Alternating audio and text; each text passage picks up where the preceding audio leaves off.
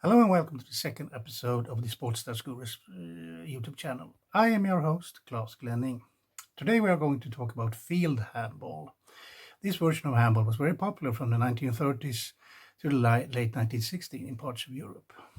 I myself used to play handball when I was younger, and during the summer we participated in various tournaments and cups outdoors.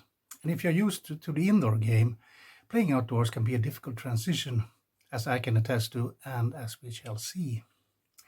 We'll begin by explaining what separates field handball from the form that's played indoors.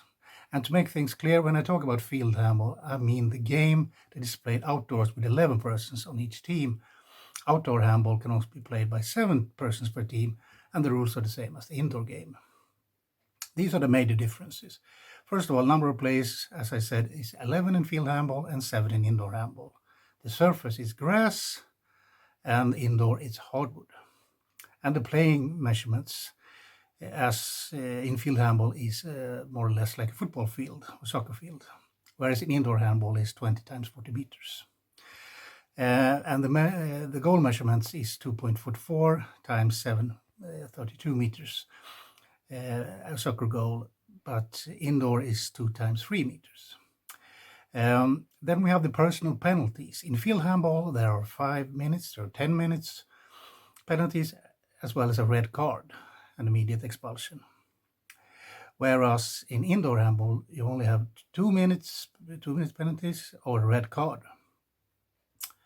And in field handball, the expulsed player cannot be replaced, but you can have as many 5 or 10 minute penalties as you wish. Whereupon in indoor handball, it's expulsion upon a third 22 minutes penalty, and the expulsion is personal. One other major difference is bouncing the ball while moving. In the indoor version, it is against the rules to bounce the ball, pick it up, and bounce it again, while this is perfectly legal in field handball.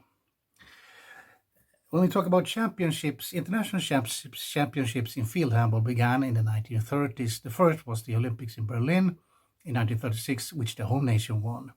It had been proposed in 1927 that handball should be included in the Olympics, but after 1936, it wasn't until 1972 or 1976, in the case for women, that handball re-entered the Olympic program, but then it was the indoor version. World Championships in field handball began in 1938 for men and 1949 for women. And for men, they were a German affair. The only exception was in 1948 when Sweden won, but then Germany weren't allowed to participate because of World War II. On the women's side, Romania won 2 of the 3 championships that were held. If we look at participants overall, we find that just one non-European team participated on the male side, and that was USA in 1963. And for women, of the 10 teams that participated, all were from Europe. And that field handball was a very popular sport, especially Germany, is clear when we look at the attendance figures.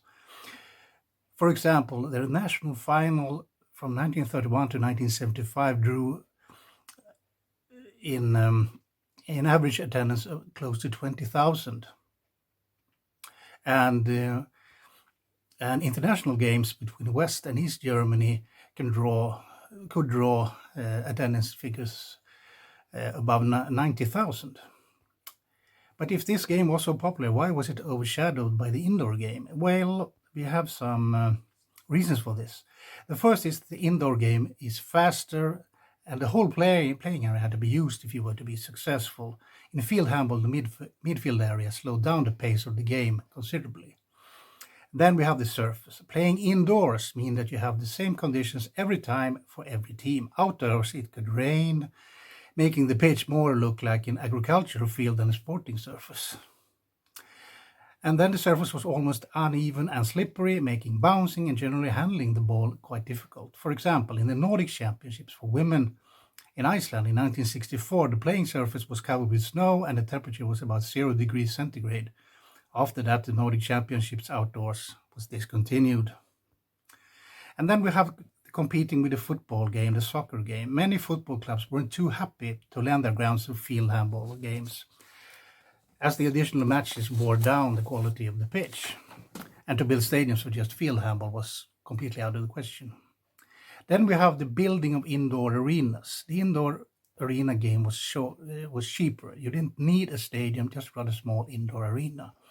Indoors, you can also use the same area to play basketball, volleyball, and other sports. And the building of indoor halls really picked up in the late 1960s in Europe. The last field handball championships in Europe was played in Germany in 1975, and the last World Championships for men was played in 1966. By 1969, too few teams were interested in participating. But the most important nail in the coffin, so to speak, for field handball was when it was decided that the 1972 Olympic tournament was to be played indoors.